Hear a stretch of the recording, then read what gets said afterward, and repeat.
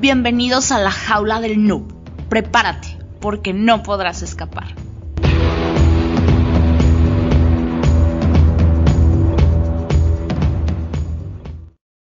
Esta conferencia comenzará a grabarse. Hola, ¿qué tal? Bienvenidos a la jaula del noob, edición entrevistas. Y esta vez está con nosotros Selva Orejón, que pues es especialista en ciberseguridad. Y también estamos presentes todos los noobs para esta edición. Muchísimas gracias por estar presentes. Dejaré que se presenten.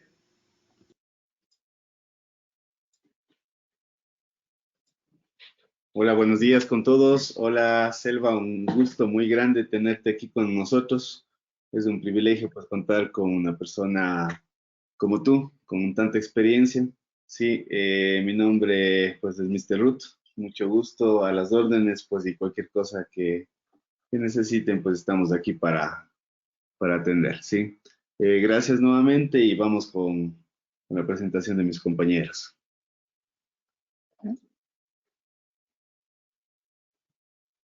Sí, pues igualmente, soy Luis, muchísimo gusto y igualmente de agradecido que estés acá con nosotros.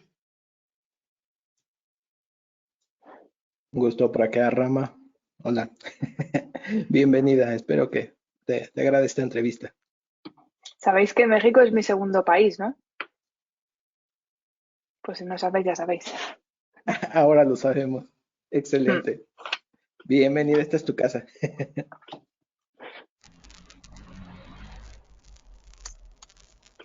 Buen día, Selva. Un placer, mucho Buen gusto. día, ¿qué tal? Te saluda Pul desde Bolivia. Toma. Y vámonos, Debu, con la presentación formal. Hola, ¿qué tal? Soy de BookSec y el día de hoy tenemos de invitada a Selva Orejón, que es licenciada en Ciencias de la Comunicación, se especializó en publicidad y relaciones públicas y gestión de crisis, fue testigo de los primeros ciberataques y extorsiones y consideró la necesidad de afrontarlos de una manera profesional, contemplando también el aspecto de la reputación digital. La empresa de la que es directora ejecutiva está especializada en identidad digital, ciberseguridad y reputación online, además de ocuparse de las campañas de desprestigio de campañas relevantes y de establecer escudos de seguridad. También ha desarrollado una labor de protección de personas en el ámbito digital, sobre todo mujeres que son víctimas de suplantación de identidad en redes sociales. En 2016 estableció el servicio CelebrantSec, junto con Legal Consultors, para la gestión de la reputación digital de las personas famosas o celebrities ante los numerosos casos de hackeo o secuestro y suplantación de las cuentas de los famosos en Instagram o Facebook. También desde 2016 es perito judicial colaborando con la Administración de Justicia en Identidad Digital, Reputación Online e Imagen y Protección de Identidad Digital de Testigos Protegidos. Forma parte de la Asociación Catalana de Peritos Judiciales y Forenses. Como perito judicial tiene una relación constante con los juzgados y la policía en la persecución de delitos digitales. Por ello, ha sido amenazada de muerte en varias ocasiones debido a sus ciberinvestigaciones en la dark web o zonas oscuras de Internet, donde se aloja parte del mundo criminal. Es un verdadero honor tenerte en esta nueva entrevista de la jaula del noob. Selva Orejón, bienvenida. Muchísimas gracias. La verdad es que tener presente lo que acaba de decir él me ha hecho cambiar un poquillo la cara, pero sí. Pues muy feliz de tenerte por aquí. Realmente me gustaría empezar con la primera pregunta. Creo que a nuestro público, que ciertamente es especializado, le podría llamar mucho la atención el hecho de un testigo protegido. ¿Cómo escala la ciberseguridad? Y en este caso, toda la cuestión de ser un perito informático forense o perito digital, perito cibernético, en algunos lugares le pueden llamar diferente, pero es esto de utilizar la computadora para resolver un caso. ¿Qué es esto de un testigo protegido? Lo primero de todo, hacer una pequeña aclaración, es que las tres áreas de especialidad del peritaje judicial que yo hago, en este caso no es informática forense, porque si no tendría que ser licenciada en informática y no es el caso. En lo que nosotros estamos especializados es en la protección de la identidad digital, en la ciberinvestigación, en la reputación online.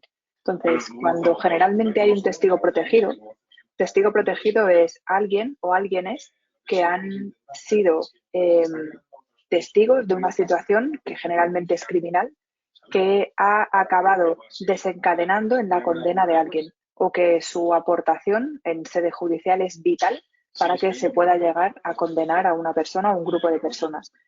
Entonces, generalmente, cuando a una persona se la considera testigo de una situación y tiene que ir a declarar, si no hay una cuestión penal o si no hay un homicidio de por medio o si no hay un grupo de crimen organizado, digamos que su identidad no es tan relevante como para que se haga pública o no. Entonces, en el caso de los testigos protegidos, son aquellos que estarían poniendo en riesgo su propia vida o la vida de su familia.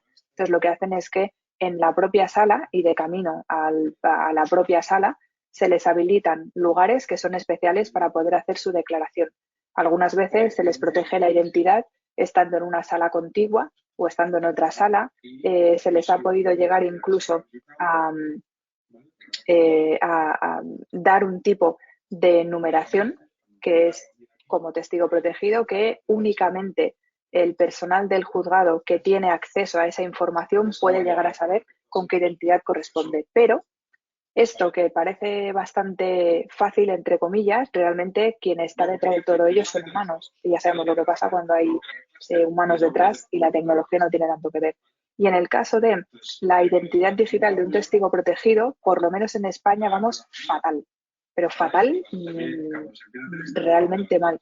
Cuando tú tienes que borrarle toda la huella digital a un testigo protegido, pues sin ir más lejos, las diferentes plataformas propietarias de las copias de estas informaciones, como Google, Twitter, Instagram, bueno, lo diré más anglosajón, Google, Instagram, Twitter, etcétera, te piden una copia de su DNI o de su cédula de identificación. Entonces, ¿cómo le vas a dar una copia de un testigo protegido? Estamos locos, pero te lo piden. Y de hecho, en algunas ocasiones es súper importante que se tenga en cuenta que únicamente con una orden judicial van a eliminar esa información. Entonces, en el caso de los testigos protegidos, por lo menos en España, vamos realmente mal.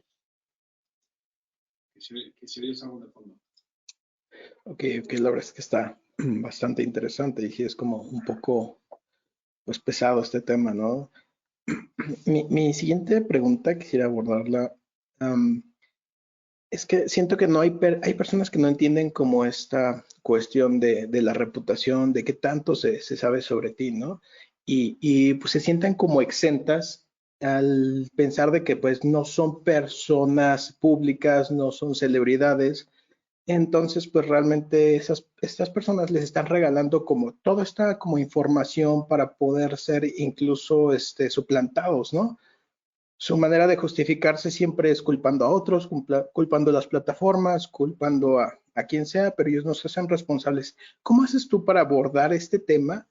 Digo, sin que la gente se sienta atacada o se sienta juzgada. ¿Cómo haces esta parte como de prevención de la información que compartes y esta parte de la suplantación? Pues mira, viene muy al pelo la pregunta, porque ayer, por ejemplo, en una de las clases que estaba dando, ayer tuve que dar 5 horas de clase a alumnos de una universidad que ellos están especializados o se están especializando en social media.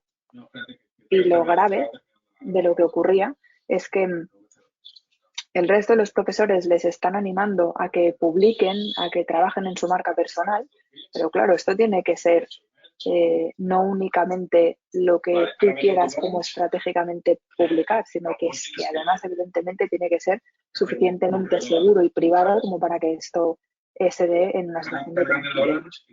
¿Qué es lo que ha ocurrido en los últimos tiempos? Que cuando nosotros estamos dando clase es súper difícil que alguien que no ha tenido un incidente cercano o que alguien suyo muy cercano ha tenido un incidente comprenda cuál es la peligrosidad. Ya no es solo para su seguridad física, sino también porque tú estás decidiendo por omisión qué es lo que va a ser de los datos de terceros. sea, yo siempre les digo una frase que la verdad me está funcionando bastante, que es em, nadie se escribe consigo mismo en WhatsApp o nadie se escribe consigo mismo a través de, ¿qué te digo?, de mensajes directos en Instagram, con lo cual, si tú no estás siendo responsable o si no estás siendo consciente de el nivel de exposición que puedes tener, es que le estás condenando la privacidad a un tercero. Entonces, para mí, igual que, mira, además tenéis una filósofa que a mí me encanta en México, y ella dice que la privacidad es una cuestión comunitaria, y esto es así. Entonces, ya no es solo por ti. Tenemos que quitarnos la idea de que la privacidad es una cosa mía, no, perdona, es que es tuya y es también de los demás, ¿no? Entonces, generalmente, para que no duela mucho, o bueno, en realidad sí es un poco para que duela, lo que les hago es que hagan una búsqueda a 3 niveles. ¿Cuáles son los rastros que están dejando con su identidad técnica? O sea, para poder ver, por ejemplo, ¿no?, una herramienta súper sencilla con Whoever.net, ver cuáles son, por ejemplo, las IPs que están dejando públicas, cuál es el Internet Service Provider que está tratando de dejar, cuál es su User Agent, cosas súper sencillas. Luego les hago, por ejemplo, un QR que está balizado para que puedan ver que además también les estamos ubicando geográficamente, pues si tienen conectado el dispositivo a batería o no. Y luego otra cosa que les hago hacer es que vean cuál es el rastro de su identidad social. Es decir, a través de diferentes herramientas, cuáles son los diferentes leaks de información que se han ido generando alrededor suyo. Pues, por ejemplo, si hay filtraciones de correos, si hay filtraciones con sus números de teléfono fijos y móviles, los fijos siempre están asociados a una dirección física, con lo cual ya es bastante más sencillo de ubicar. También esas contraseñas en cuáles sitios más las han utilizado, con lo cual les puedes acabar sacando una huella social de cosas que ellos jamás se hubiesen imaginado. O a ver si el username que han utilizado en su correo electrónico corresponde con algún username en alguna de las diferentes redes sociales. Y finalmente también si esto podría acabar relacionándoles con una identidad analógica y cuáles son las relaciones que esa identidad analógica tiene a su alrededor, ¿no? Les puedes sacar el mapa familiar, el mapa, bueno, lo que más les encanta es si eres capaz de hacer el match con sus cuentas de Tinder o con algunas cuentas de dating. Entonces, si les muestras un poco la foto de lo que ellos están dejando, ahí ya dicen, ostras, yo no era consciente de que esta información era pública. Y ahí empiezan a cavilar un poco y ya dicen, igual me interesaría tener como dobles identidades o triples identidades. Eso es lo que a mí me funciona normalmente. Muchas gracias.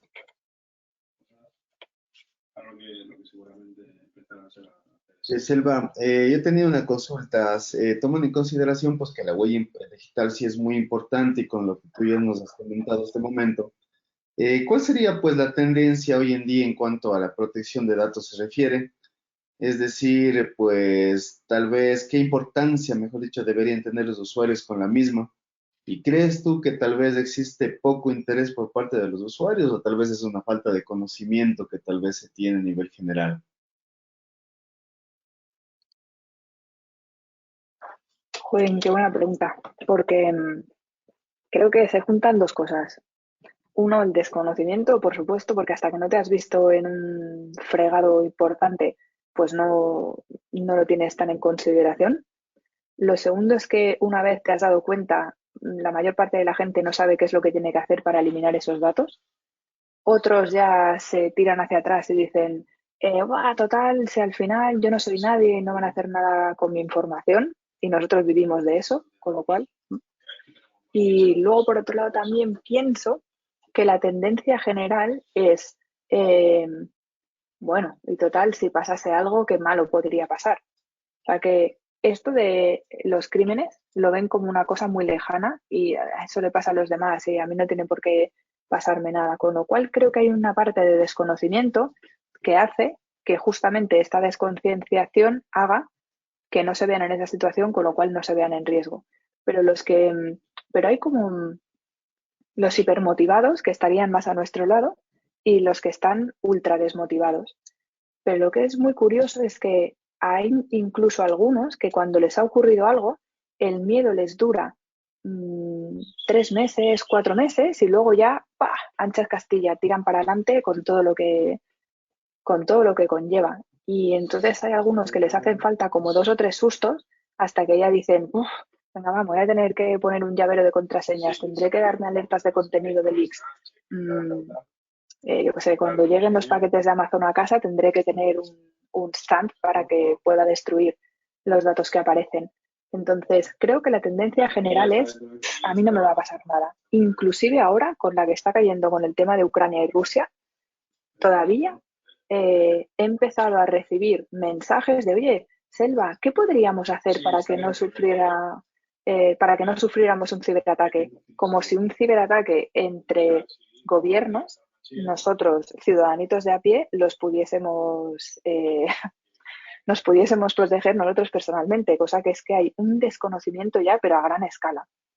Incluso a nivel institucional ya no sé ni si meterme, pero vamos, que creo que el problema principal que hay es que ni los propios gobiernos ni las propias empresas, o sea, ahora está todo el mundo motivadísimo con que vamos a entrar en el universo meta y yo pienso, eso estaría fenomenal, bueno, que no estoy de acuerdo, pero bueno, si lo que tuviésemos ahora adelante lo pudiésemos manejar, pero es que estamos sobrepasados con lo que ya tenemos ahora. ¿Dónde vas? Poniéndole más tecnología, o sea, que la gente les veo muy motivados en seguir avanzando hacia no sé dónde, para que todo cada vez sea más real, que dices, bueno, si quieres que sea más real, salta a la calle, compra en una tienda, pues, en fin, que veo que estamos muy motivados con avanzar tecnológicamente, pero que para mí no es un avance. O sea, que vamos con el lirio en la mano, tecnológicamente. Muchas gracias, Selva. Sí, les dejo a mis compañeros con la siguiente pregunta. Quisiera hacer esta pregunta y ¿qué es la identidad digital y cómo un cibercriminal puede llegar a hacer una suplantación de una identidad digital? Vale. Para mí la identidad digital tiene 2 partes y dentro de la primera parte yo diría, bueno, tiene 2 grandes grupos. Para mí la identidad digital está dividida entre la identidad analógica, que es la que nos define la identidad judicial, o sea, la que legalmente sirve. La segunda sería la identidad social, que es todo aquello que nosotros, consciente o inconscientemente, hemos acabado generando, redes sociales, foros de debate, medios sociales, etcétera, que estaría configurado por el correo electrónico, teléfonos, fotos que hemos subido, vídeos, publicaciones, etcétera. Y luego la tercera, que sería la identidad técnica, que son todas aquellas informaciones no visibles aparentemente, pero que han generado un rastro, ¿no? Pues lo que decíamos del user agent, las IPs utilizadas, el número de serie, el número de MAC, todos los metadatos que están detrás de las informaciones que hemos subido y todo lo que acaba dejando pues una huella técnica de ese usuario, que no tiene por qué estar aparentemente para un ciberinvestigador o una ciberinvestigadora enlazado directamente con la identidad analógica. Luego, por otro lado, creo que hay una identidad digital que es consciente y una identidad digital que es inconsciente. O sea, una cosa es lo que yo he publicado y puedo llegar a acordarme que he publicado, y otra es lo que terceros han publicado sobre mí o cosas que tienen que ver con organismos públicos, como el problemón que tuvo Venezuela cuando se publicaron las cédulas de identidad, el voto, la ubicación geográfica, etcétera. Todo aquello que, aparte de ser inconsciente, porque nosotros no lo hemos hecho voluntariamente, lo tenemos crudo para poder eliminar, porque requiere de unas intervenciones legales que no están en nuestro alcance. O si lo están, tienes que invertir el gusto y las ganas para poder eliminarlo. Entonces, para mí esta es la identidad digital. Perfecto, muchas gracias, Selva. De nada. Posiblemente se ha hecho más difícil tu trabajo a partir de cómo estamos, pues ya en una era de información y desinformación. Desde que tenemos los algoritmos de Machine Learning creando notas falsas, uno de ellos que conozco es Jarvis, otros software de automático de detectar para las redes sociales, inundan los de controversia y probablemente todo lo que ya conozcas de primera mano. ¿Qué tan difícil se ha hecho tu trabajo desde hace 5 años y uso de este tipo de estrategias? Pues yo creo que hay una parte que se nos ha hecho más difícil porque requiere de más horas de herramientas de software y más horas de humanos que estén analizando.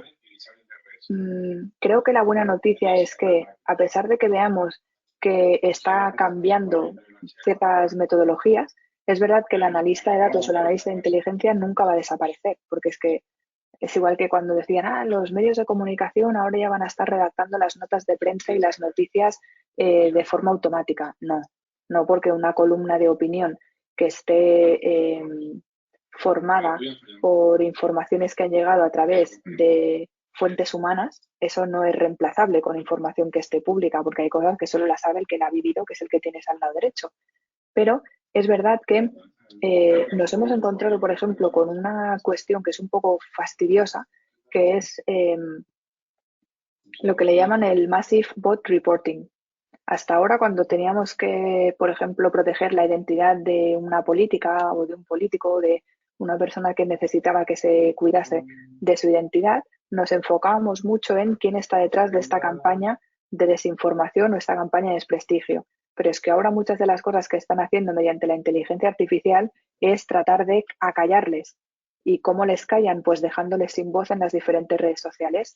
Mandan legiones de reports que son negativos, que aparte lo hacen súper bien porque te cambian el user agent, te cambian las IPs, pero lo hacen con una cadencia suficientemente aparentemente natural como para que la inteligencia artificial de Instagram, por ejemplo, o de Twitter, no lo pueda detectar. Con lo cual, estamos en mitad de fuego cruzado en el que dices, bueno, a ver, sabemos que esto es algo que no ha salido de forma orgánica, pero que sigue ocurriendo. Entonces ahí esa parte sí que se nos ha hecho un poco fastidiosa.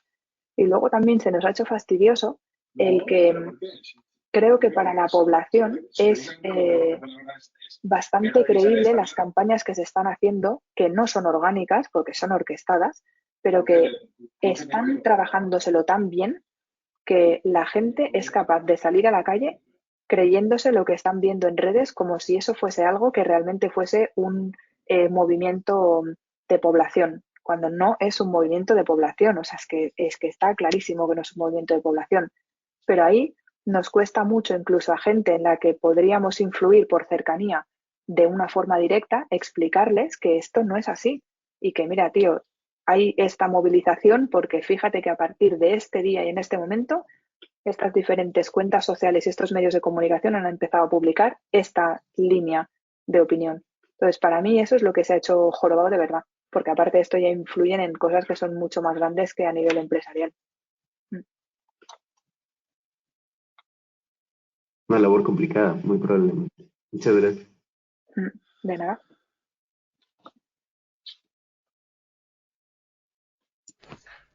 Excelente, excelente. Justamente eso, ahí venía mi pregunta, quería. Es un poco en el tema político, ¿no, Selva? Justamente que lo estás comentando.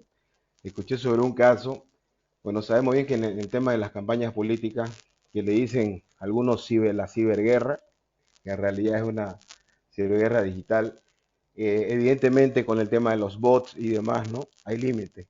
Pero sí, estos como lo mencionaste, los orquestadores de personales, he sabido, por ejemplo, ¿qué pensás de esto? O cómo se puede de alguna manera mitigar cuando existe un tema político, cuando se quiere hacer una campaña y como le dicen, tenemos que hacer gestión y tiene que verse. Entonces, ¿qué hacen? Ellos agarran y mueven gente, ¿no? Mueven, les pagan de alguna manera o por último o de manera también funcionan como con amenaza o con motivación económica para que ellos hagan comentarios, ya sean negativos o positivos sobre un político en sí, ¿no? O en contra de alguien, ¿no? Que eso es un poco más difícil de manejar, justamente como lo estabas explicando. ¿Puedes comentarnos alguna experiencia, tal vez no sin nombre, no hay problema, de cómo te ha ido con eso y cómo lo han podido manejar? Claro, y tanto. A ver, A mí dos casos. Uno que me gustó mucho porque aparte me pilló en un momento político en el que yo pensaba, no puede pasar nada más, ¡bimba! Y pasaba otra cosa más. Em, por ejemplo, fue buenísimo. Yo es que vivo mucho mi trabajo, ¿eh? Digo que no fue buenísimo porque fue un drama para la persona, pero que fue muy interesante desde el punto de vista profesional, porque los acontecimientos iban y que iban ya por unas segundas elecciones, iban de camino a unas terceras elecciones, y lo que ocurrió fue que justamente trataron de dejar sin voz a las personas que por las encuestas que se habían hecho podían ser los que liderasen en ese caso pues el país, ¿no? Y fue muy curioso porque aparte de que empezaron a tener bastantes hackeos, y aparte hackeos muy tontos que eran simplemente con ingeniería social. Bueno, simplemente no, yo soy una loca de la ingeniería social y tengo aquí 2 estanterías enteras de libros de ingeniería social. Entonces, esa parte en concreto, perdón, se hace muy difícil de gestionar cuando hay alguien que no quita el pie del acelerador y que está enfocado completamente en que esa persona no va a salir y no va a salir. Y realmente no acabó saliendo, porque era hackeo tras hackeo o intento de hackeo tras intento de hackeo hasta el punto en el que le minaron la moral de tal manera que esa persona ya, tuvo un burnout de manual. Es decir, es que no puedo gestionar nada más. No puedo gestionar la cantidad de noticias negativas que se publican sobre mí, las fotografías, los vídeos, los hackeos que estaba recibiendo, con lo cual se cargaron a esa persona. Yo una de las cosas que diría, aprovecho la cuela, que cuando una persona, sea un personaje público o no, está recibiendo continuamente una situación de hostigación, de acoso y que está en la parte ciber, es impresionante lo importante que es el papel de un buen terapeuta que esté mano a mano. Porque sea un terapeuta que tenga, con perdón la expresión, el trasero pelado de gestionar estas situaciones, porque si no, no te sirve un psicólogo regular, psicólogo, no. Y luego, por otro lado, creo que es una situación que fue bastante chula para mí, porque el país que nos lo pidió nos pedía abiertamente que cometiésemos un delito en el que teníamos que influir sobre la opinión pública de 2 lugares en concreto rurales, porque eso es lo que iba a hacer que se decantasen las elecciones para un lado o hacia el otro. Esto ya en segunda vuelta. O sea, os podéis imaginar que es un lugar de Latinoamérica, porque en España, por ejemplo, no hay primera vuelta y segunda vuelta, va todo del tirón, ¿no? Entonces nos pedían que incidiésemos bastante. Entonces, abiertamente en el briefing que nos hicieron llegar, hablaban de la contratación de perfiles que no tenían por qué ser bots, pero sí que tuviesen un nivel de influencia muy alto. Entonces, lo primero es el desconocimiento legal sobre la temática. O sea, tú no puedes pedirle esto a una empresa, menos en nuestro caso, porque tenemos una vinculación con el Poder Judicial y evidentemente con los cuerpos de seguridad del Estado, que ya automáticamente me lo están pidiendo, me estoy yendo a Fiscalía para darlo a conocer, con lo cual por ahí no vamos. Pero sí que lo pedían y evidentemente se acabó haciendo porque nosotros estuvimos mirando a ver qué es lo que se publicaba y ahí se hacía muchísima incidencia en... además, la petición era, intenta sacarme lo que puedas de negativo de esta persona y de su familia. Y luego ahí le vamos a dar bola.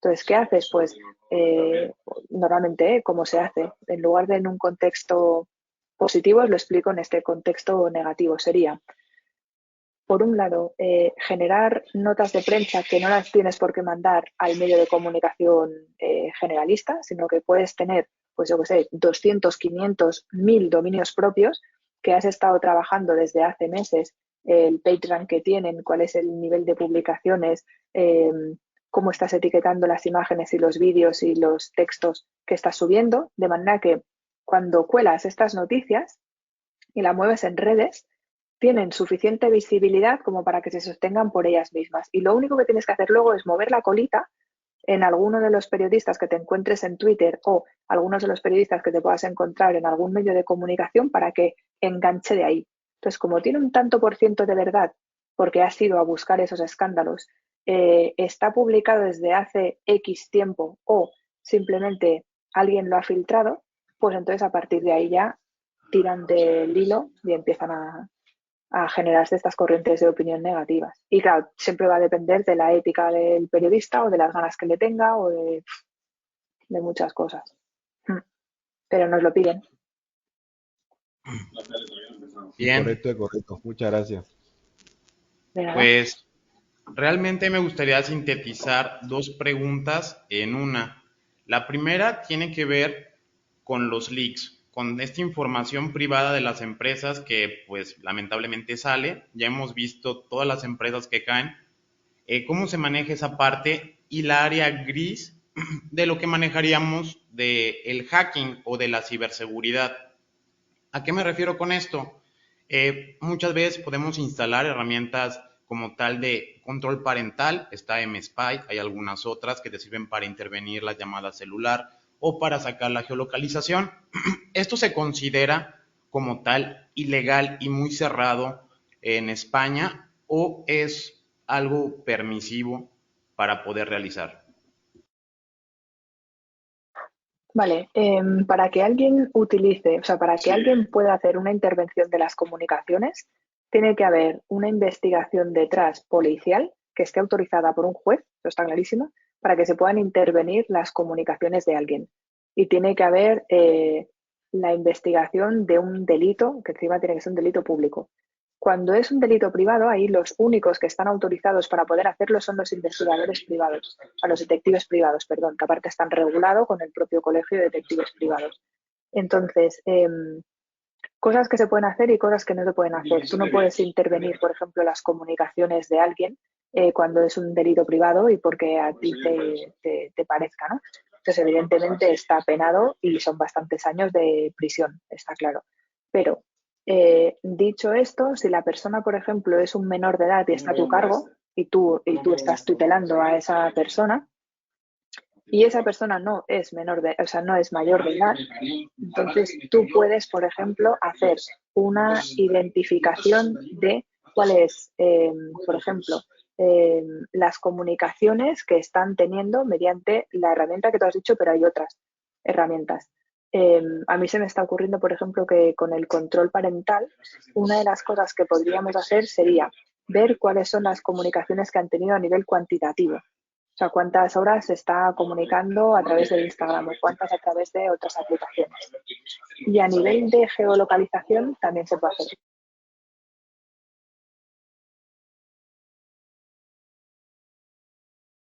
Cuestiones del teletrabajo, que tengo aquí una persona que le va a dar un infarto. En fin, pues sí, siempre y cuando la persona sea menor de edad, se va a poder hacer. Pero cuidado porque hay sentencias que ya son condenatorias. Y os digo por qué. Si yo, por ejemplo, soy una persona que está divorciada, pero soy tutora legal de mi hijo o de mi hija, y el padre que no convive conmigo le instala ese tipo de software, por ejemplo, en el dispositivo que va de ida y va de vuelta a casa de uno y del otro, en el que, por ejemplo, mediante, me lo invento, ¿no? Una aplicación súper antigua, pero que hay gente que la sigue utilizando, Cerberus, tú puedes durante 1 minuto y medio activar el micrófono del dispositivo, con lo cual estás al loro de lo que está pasando en casa del otro. O de la geolocalización del hijo. ¿Y qué es lo que quiere decir eso? Que si el hijo tiene 5 años, o 10 u 8, y siempre va con el padre o con la madre, tú estás conociendo dónde está esa otra persona. Entonces ahí hay sentencias en las que es un poquito más fino de poder analizar. En España, aparte de que haya sentencias, hay una cosa que somos muy de la picaresca y que yo lo he visto en directo en una tienda y me llevaban los demonios porque entró un señor y dijo que estaba interesado en contratar un servicio que tiene Vodafone que se llama ¿no es Tractor? Tractor es lo de pinchar. Track no me acuerdo ahora cómo se llama lo otro. Bueno, es un tracker. Que entonces tú se lo pones al collar del perro. Entonces, según cómo se está moviendo el perro, tú vas viendo por dónde está. Y el hombre lo dijo tan tranquilamente que era para metérselo en el bolso a la mujer. Y yo estaba viendo al señor que le estaba atendiendo y estaba pensando, ¿pero qué está diciendo este tarado? pero si es que esto es un delito, pero como una casa de grande. Pero claro, todo depende de cómo la estés armando para que esto tenga una explicación lógica o no tenga una explicación lógica. De hecho, yo conozco a gente que eso mismo, que tiene una autonomía relativa, y de hecho no tengo aquí ninguno, pero sí que los utilizamos para algunas clases, lo tengo en el despacho, que son enanos, que si tú, por ejemplo, lo pones conectado a la batería del coche o lo pones conectado a la batería de la moto, te puede hacer lo mismo. Entonces siempre va a depender de para qué lo utilices y qué bien escribas cuando te llegue una problemática legal. No sé si contesta la pregunta o me he despistado. Gracias. Wow, sí, sí está como muy difícil la situación. Quiero hacer como un poquito el cambio del rumbo de la pregunta. Tu participación es, bueno, ha sido hacer realmente este cambio, ¿no? Ser este agente disruptivo en ya una normalidad, y pues digo normalidad a pues actos o comportamientos o esta parte de la línea que se ha seguido y se han hecho malas prácticas de eso, ¿no? Entonces, pues justamente cuando eres este agente disruptor, es este agente que cambia, que va a cambiar el rumbo de algo, pues siempre hay estas como contramedidas, incluso a veces agresivas o hasta violentas, ¿no? En tu caso, pues has sido amenazada de muerte y creo que ahora sí que la gente que está justamente haciendo estos cambios para bien, pues es a los que les va a tocar esto, desgraciadamente, porque pues a la gente no le gusta el cambio. Es como de yo hago las cosas mal, pero así se han hecho siempre y así están bien. Y pues no, la realidad es que no, ¿no? O sea, la verdad es que agradezco mucho que haya personas como tú haciendo todos estos cambios y la verdad es que se están llevando pues todo lo malo, ¿no? Que ha habido. ¿Cuál es primero, las palabras que le dices a estas personas que pues es como de quítate, no, ahí te voy, vengo con mis ideas, con esta tendencia nueva y vengo haciendo las cosas bien y es lo que se debe hacer? Ese es primero, ¿no? ¿Qué le dices a ellos? ¿Y qué le dices a la gente que está planeando o está en búsqueda de hacer este cambio? ¿Cuáles son tus recomendaciones? ¿Qué les dices a ellos? Con los agresores generalmente ni negocio ni hablo. Y esto no es porque yo haga boxeo o haga cala, no tiene nada que ver, pero sí que me ha servido mucho para que cuando hay una fuerza que te está tratando de hacer mal, mejor que te apartes y que con su propia inercia se estampe contra lo siguiente que le venga. Con lo cual, yo siempre lo dejo en manos de la justicia, hablo con las personas que tengo que hablar de los cuerpos de seguridad del Estado y les digo, oye, hemos vuelto a recibir otra vez una amenaza o alguien ha venido a la oficina o nos han dejado una nota anónima o lo que sea. Pero eso siempre lo dejamos en manos de la justicia. Yo puedo entender humanamente lo que justo decías, ¿no? Es como, oye, yo he estado durante 21 años que nadie me ha investigado el homicidio que había cometido y ahora de repente esta gente con evidencias tecnológicas va a acabar sacando informaciones que me van a acabar condenando. Entonces, claro, me viene fatal, porque he estado durante 21 años de mi vida, mal que bien, pero yo no he salido condenado. Entonces, yo entiendo que eso genere mucho daño, pero eso es porque esa persona tiene algo que resolver en su vida, que no tiene que ver con nosotros. Con lo cual, no me lo tomo como algo que es personal. Evidentemente, cuando han amenazado ya de una manera más directa, ¿no? Pues cuando sales de un juzgado, por ejemplo, cuando estás en un juzgado y estás viendo cómo te está mirando el otro porque tú estás presentando tu pericial, pues da igual que yo me llame Selva, o sea, si hubiese venido María o si hubiese venido Juana, le hubiese pasado lo mismo. Entonces ahí intento que no sea tan contra mí. Y hay algunas personas, por ejemplo, del sector que cuando les ha pasado eso, pues entonces, no, yo no me voy a dedicar a esto, me quiero dedicar a otra cosa. Yo creo que va en la tendencia natural de cada uno. Yo lo único que les digo es eso, no está siendo contra ti porque seas tú, sino porque tú estás interrumpiendo su manera de hacer las cosas y no le gusta, pues ¿qué le vamos a hacer?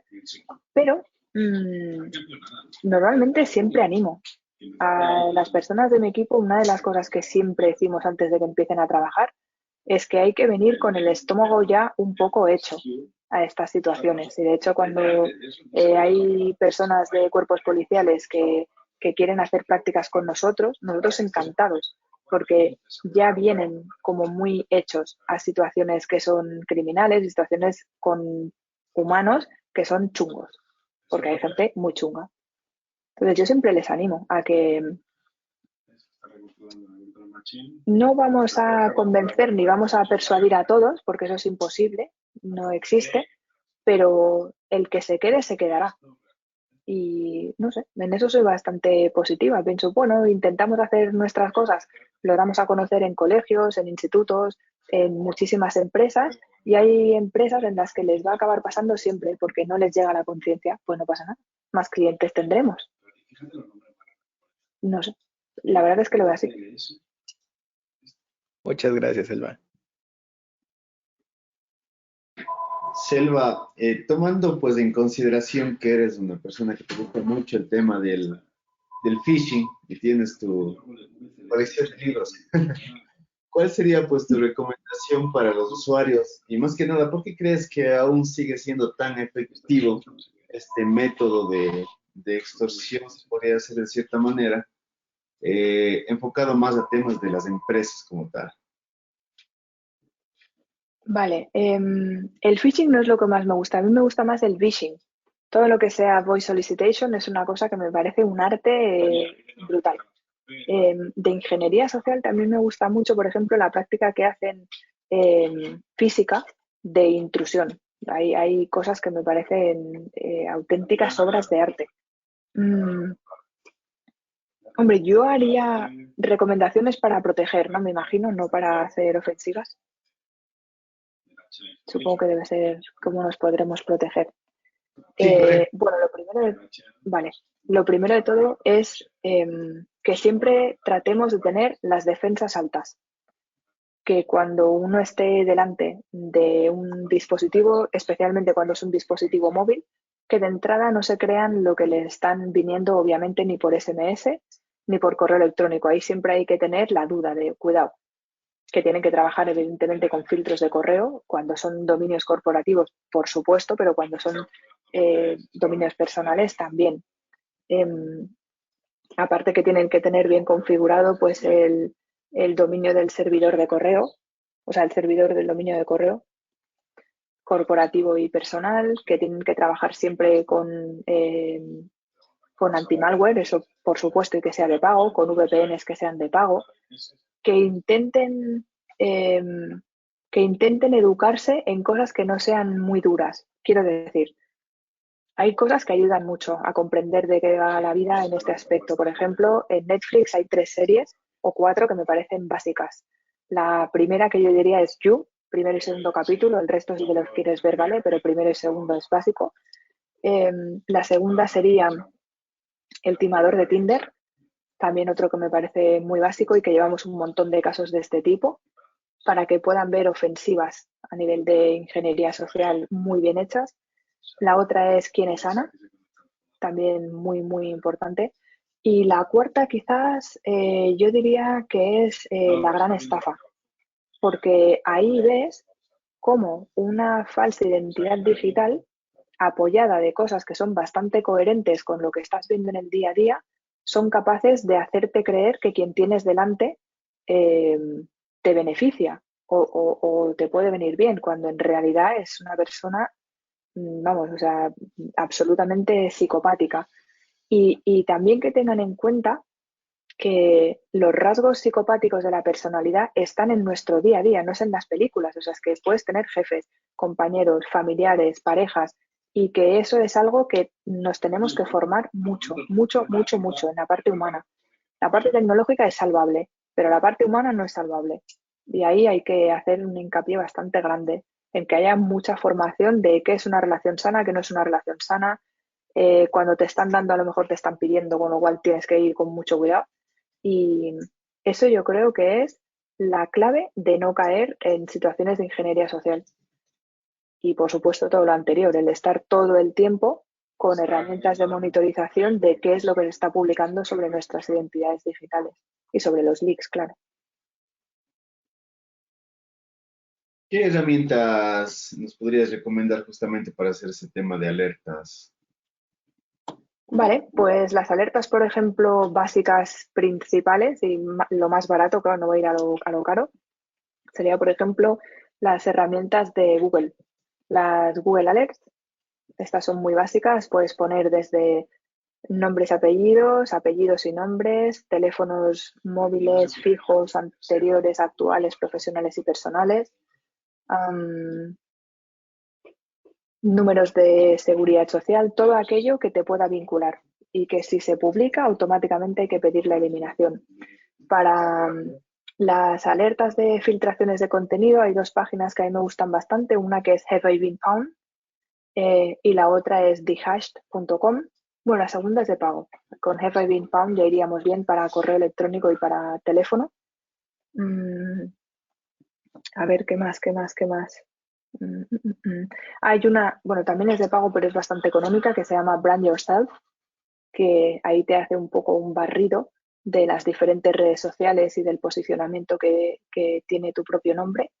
Y, bueno, y luego si los países en los que están tienen centros criptológicos nacionales o si tienen lugares en los que tienen herramientas gratuitas, por ejemplo, España tiene el CCNCERT y tiene un montón de herramientas gratuitas que se pueden utilizar para poder hacer nuestras propias auditorías de filtraciones de información. Y si no, que nos contraten, que estaremos encantados de ayudarles. Muchas gracias, Selva. De nada.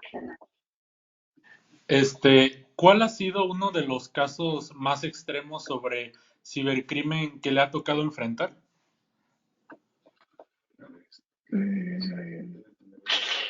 Pues uno que la persona llevaba 5 años sufriendo un acoso bastante intensito, en el que nos acabamos dando cuenta que esa persona, bueno, costó un montón, pero nos acabamos dando cuenta de que esa persona simplemente representaba algo en la comunidad a la que estaban atacando, pero le costó el cambiarse de domicilio, le costó la relación personal, sentimental que tenía, los trabajos, la tranquilidad humana, porque a través de diferentes plataformas, en este caso era Instagram, Twitter, por WhatsApp también recibía bastante acoso, pero además les publicaban, por ejemplo, en 4chan,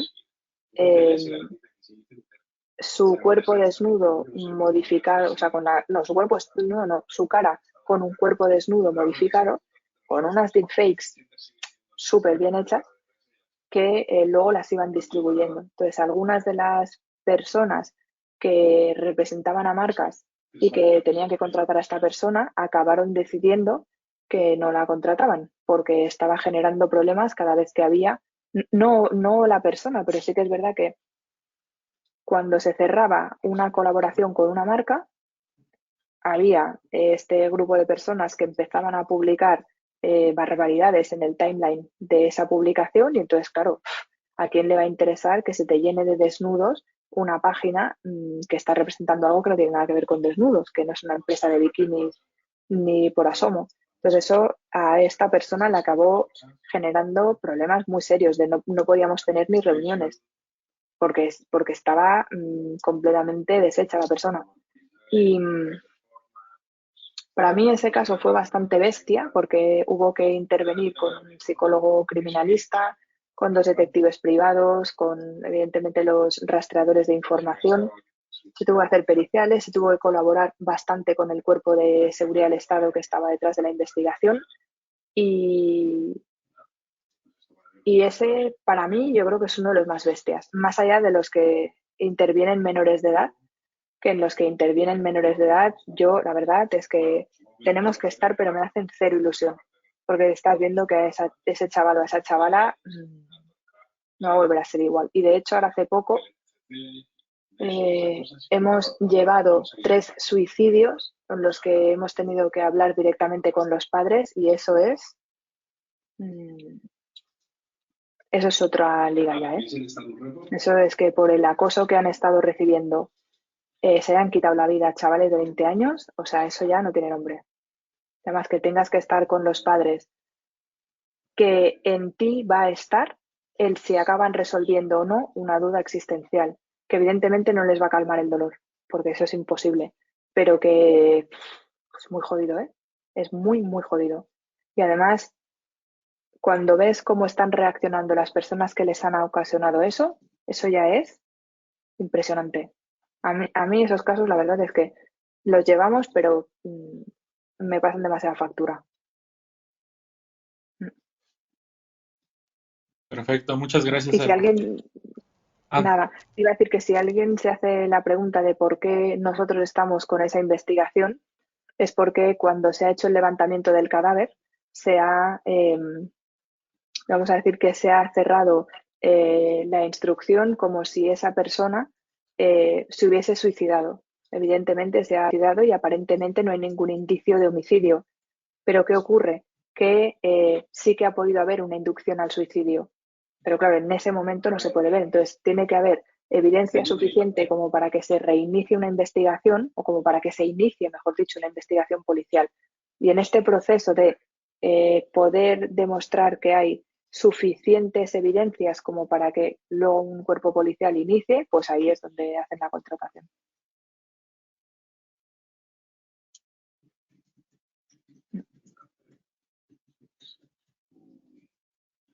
Luis, continúas y cerramos ya casi, luego Pool y voy yo. La verdad es que me he quedado un poquito sin palabras con la última parte. Sí es una parte, sí es un enfoque muy humano a veces el que tú tienes al trabajar en estos casos. Y pues también son temas muy sensibles. De hecho, mi siguiente pregunta la voy a desviar un poquito del tema, pero tiene que ver con la anterior pregunta que había hecho. Existen muchos mitos sobre los algoritmos de las redes sociales. Algunos en Internet fundamentan que estas buscan generar controversia o atrapar la atención del usuario. Eso, bueno, es un tema discutible. Y bueno, sabemos de antemano que la tecnología y el que la implementa y el que la usa es la misma. Entonces, ¿qué opinas acerca de esto y qué tanto te facilita tu trabajo o qué tanto te lo dificulta? Vale.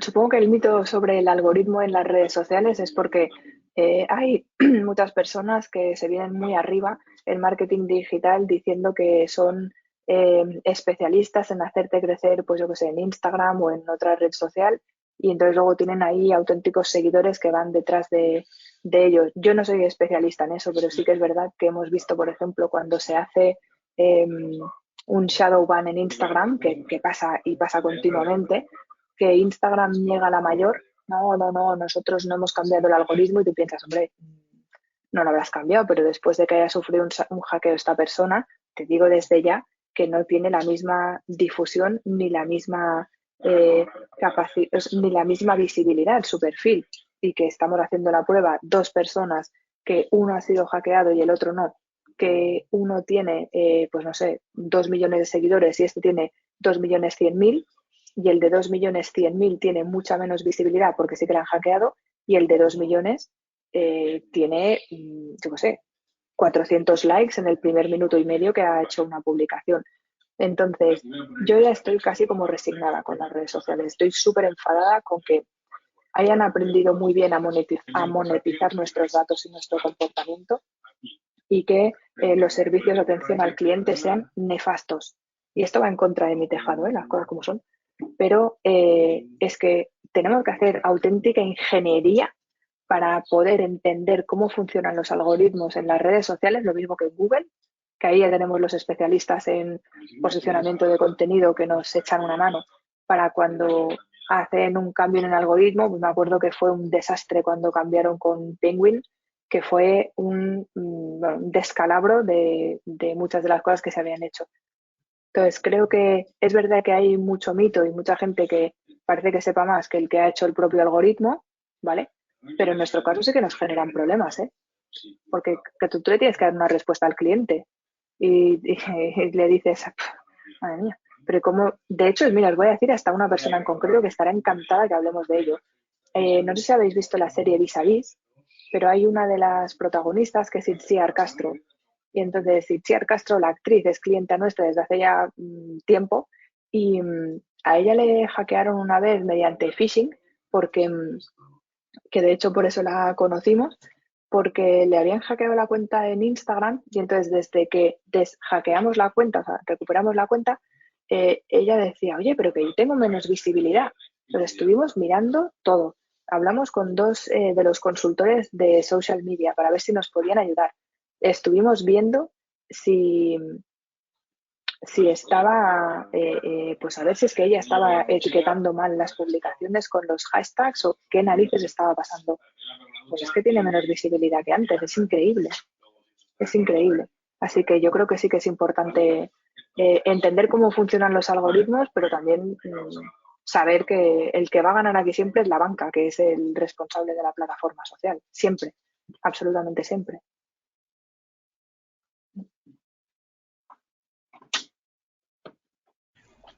Excelente, Selva, excelente. Una consulta, más que consulta, me gustaría, bueno, como ya bien tenemos conocimiento de que nuestra identidad digital o la construimos nosotros o nos la construyen, ¿no es cierto? Es decir, lo que compartimos, lo que comparten. Ahora que lo estabas mencionando justamente, quisiera escuchar tu opinión, saliendo un poco de este marco de lo que es algoritmo y demás, porque hay muchas personas, sobre todo en este caso a los jóvenes, que algunos no entienden tal vez lo que, cómo funciona un algoritmo o cómo funcionan estas redes sociales.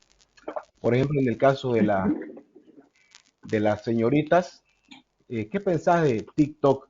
Que ahora el tema de los influencers, el tema de cómo ellos, por querer de alguna manera tener un posicionamiento digital o tener, no sé, pues llamémoslo, seguidores orgánicos, como son jóvenes y no entienden mucho de esto, entonces ellos piensan que de alguna manera, no sé, pues no, ya, de alguna manera se desprestigian, sobre todo me estoy enfocando en el tema de las mujeres, ¿no? Que ahora, si todos nos hemos dado cuenta y de alguna manera nos afecta, yo creo, porque todos en un momento tenemos, bueno, tenemos madre, tenemos hermanas, tenemos hijas, ¿no? Tenemos familia, pero ¿qué consejo podemos darle? Porque más allá de lo que nos acabas de mencionar, que sí es correcto, tenemos que educarnos, tenemos que entender un poco más, ¿no? El tema de cómo es la identidad digital realmente como tal, ¿no? Como un concepto, pero más allá de eso, ¿cómo podemos aconsejar y guiar a estos jóvenes que lo que están haciendo realmente, sobre todo la señorita lo vuelvo a mencionar, es desprestigiarse, ¿no? Porque cada vez que creo que muestran más, piensan que tienen más seguidores. Y al final de cuentas, ellos están construyendo una imagen digital, que el día de mañana les va a ser afectada por X o Z motivo, ¿no? ¿Qué pensás al respecto? Vale, yo creo que hay un problema de base que es mucho más troncal de lo que nos podemos imaginar y es en general. Y lo enlazo con una situación que se está dando en España, pero creo que en México también se está dando. Yo creo que ahora es más fácil que nunca tener sexo con quien cada uno quiera y como cada uno quiera, y en cambio es cuando más agresiones sexuales hay. Y esto es algo que me parece que está literalmente y directamente relacionado con la proyección que cada uno eh, ha decidido hacer de sí mismo. Probablemente de una forma bastante inconsciente, pero eh, a modo de ejemplo, o sea, cada uno evidentemente tiene que escoger cómo quiere estar en las redes sociales y con qué nivel de ropa o de no ropa, pero claro, se están dando situaciones en las que se entra en una división social inmensa. O sea, ¿cómo puede ser que a nivel gubernamental, con grupos de trabajo, etcétera, se esté, por un lado, abogando porque no se cosifique a las personas y no se abuse y no se, bueno, todo son campañas de concienciación que van en la línea de poder respetarnos los unos a los otros o las unas a las otras? Y en cambio hay, por ejemplo, programas de televisión, o sea, de mainstream total, que aparte tienen una repercusión en redes sociales bestial, en el que todos los patrocinadores que están teniendo son clínicas de medicina estética, clínicas de operaciones de todo, de senos, yo qué sé, de cualquier parte del cuerpo. Y que al mismo tiempo O sea, es que es una locura porque estás viendo que hay, por un lado, una campaña en redes sociales que está defendiendo, por ejemplo, el que sea absolutamente normal dar de mamar a una criatura que es lo más antiguo del mundo, y por otro lado, hay como esta otra tendencia de cosificación auténtica. Entonces, yo pienso que ahí, por ejemplo, también está la cuestión del algoritmo de las redes sociales. Eso es básico. O sea, ¿qué es lo que está pasando? Y creo que es mucho más profundo, como para que siempre tenga que haber un enfrentamiento. Siempre. Siempre está rojos, azules. Los que son de derechas y los que son de izquierdas. Los que son del norte y los que son del sur. Los que están polarizando continuamente la sociedad. Y creo que en este caso, además, en concreto, es como que todo se está llevando al extremo. O sea, yo estoy llevando, bueno, yo no, el equipo. Estamos llevando casos en los que tú ves el nivel de exposición que ha tenido una persona y la competitividad que ha acabado generando con otras amigas suyas, que eso no es normal, que haya esa polarización. No es ni medio normal. Y con los psicólogos con los que trabajamos, normalmente siempre van a la raíz. ¿Cuál es la carencia que está viviendo esta persona como para que necesite tanto el reconocimiento y tenga que generarse tanto su identidad personal a través de lo que está publicando?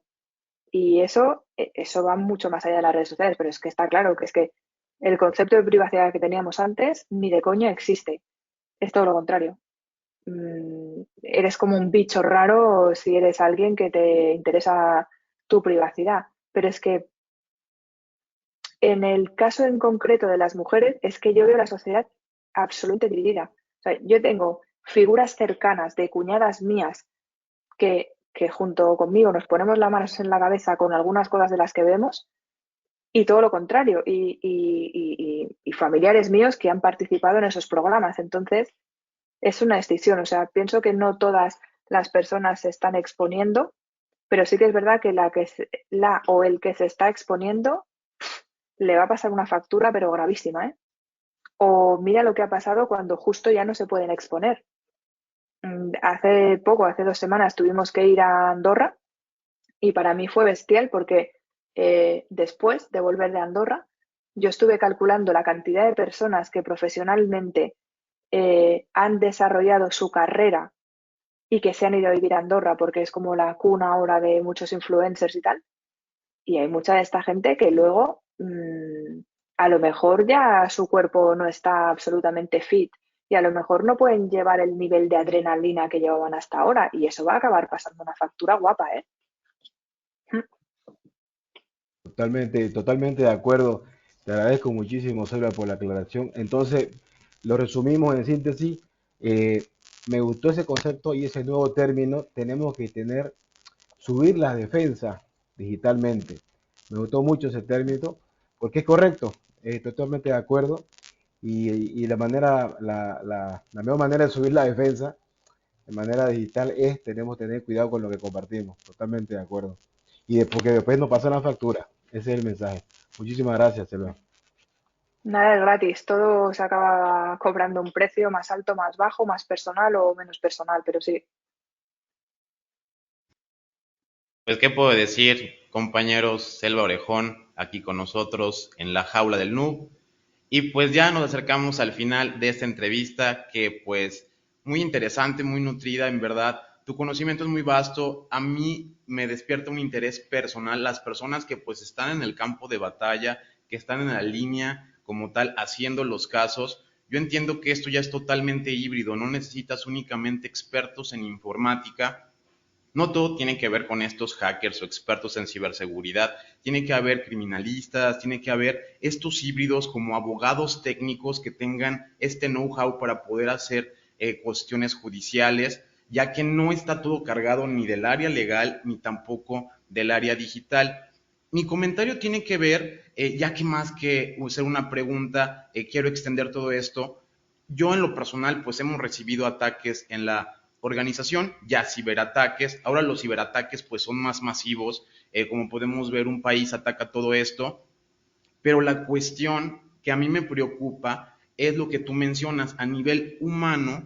generalmente hay pues mucha cuestión judicial. A nosotros nos preguntan todo el tiempo por tratar de violentar la seguridad. Recibimos quizá 1000 peticiones de hackean Facebook, hackean WhatsApp, interven esto, ¿cómo le hacemos para geolocalizar personas? No podemos hacerlo y obviamente tenemos ciertos lineamientos para brindar el conocimiento a quien creemos que de forma ética lo va a utilizar, pero ¿qué pasa en esta área gris cuando hay como lugares que pueden ser considerados paraísos para el cracking? En España tienen muy buen orden, pero en Latinoamérica nosotros escuchamos de manera vulgar eso y pues a veces nos molesta, pero es una realidad. Muchos delincuentes de otros lugares vienen a lugares como Colombia, México, Honduras, Nicaragua, donde la ley puede ser Panamá. un poco gris y así no tienen esta persecución.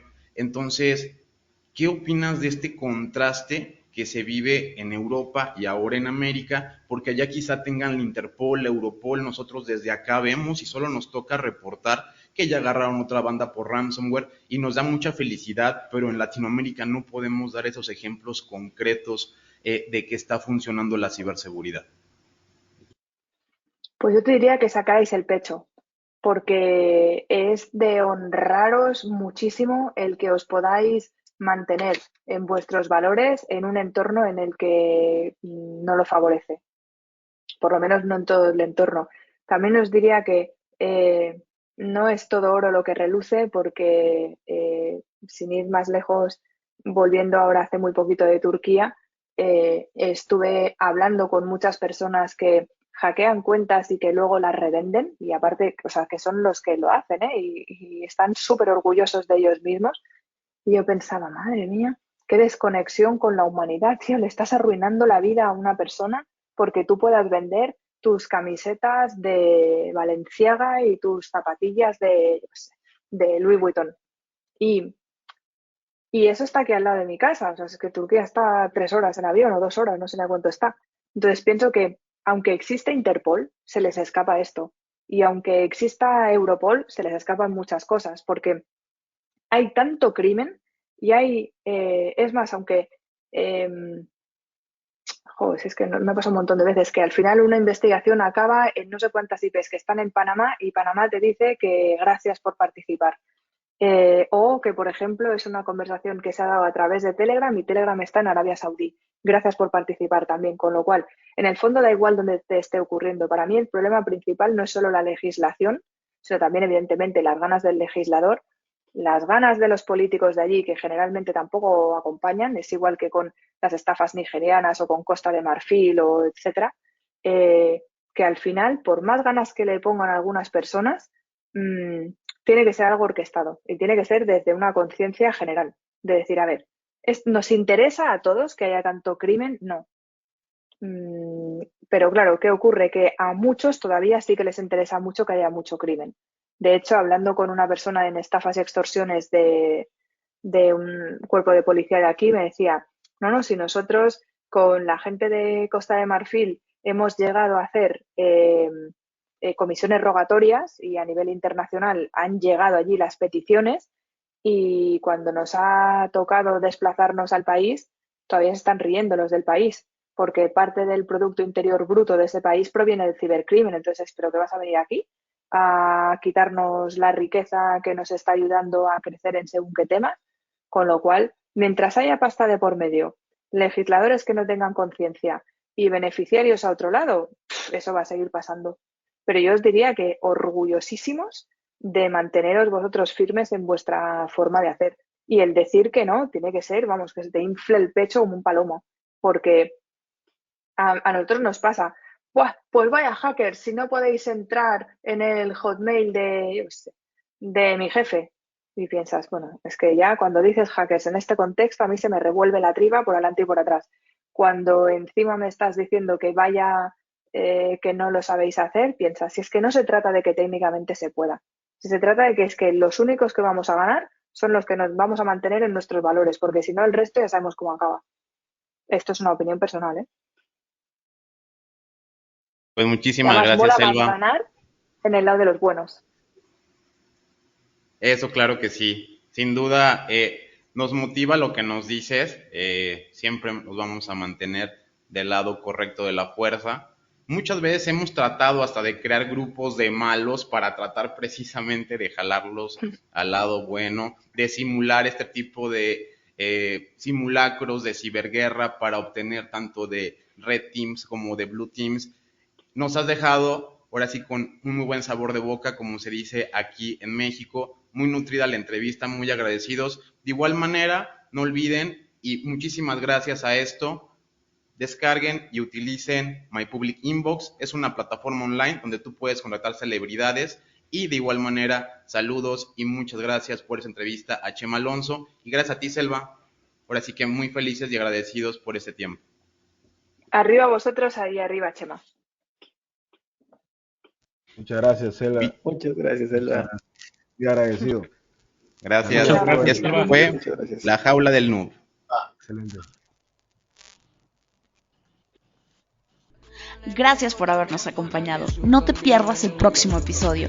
Recuerda darle like, suscribirte y compartir. Esto fue La Jaula del Noob. Sale mucho fake, que solo es un lamer y quiere joder, y no va a poder.